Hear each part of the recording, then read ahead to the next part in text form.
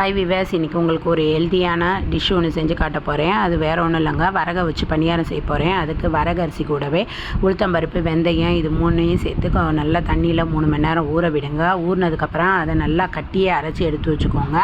இது நல்லா புளிக்கணும் மாவு. அதனால் நம்ம இட்லி மாவுக்கு செய்கிற மாதிரியே இதை நல்லா புளிக்க வைங்க. இது நல்லா புளிச்சு இப்படி வந்ததும் ஒரு பாத்திரத்தில் கருப்பட்டியை போட்டு அதுக்கு தண்ணியை கம்மியாகவே ஊற்றுங்க. ரொம்ப ஊற்றிட்டிங்கன்னா இதில் கலந்திங்கன்னா இனிப்பும் கம்மியாயிடும், மாவும் தண்ணி ஆயிடுச்சுன்னா ரொம்ப சிரமமாக போகும், பணியாரம் வராது.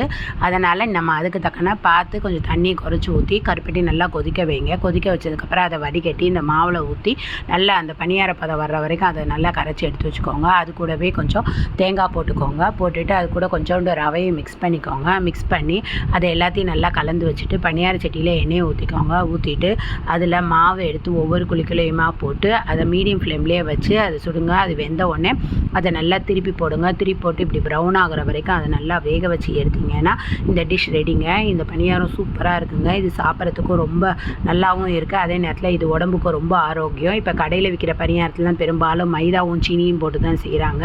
அந்த டேஸ்ட்டை விட இந்த டேஸ்ட் டிஃப்ரெண்ட்டாக இருக்கும், சாப்பிட்றதுக்கும் நல்லா இருக்குங்க. எப்படி இருக்குன்னு ட்ரை பண்ணுங்கள்.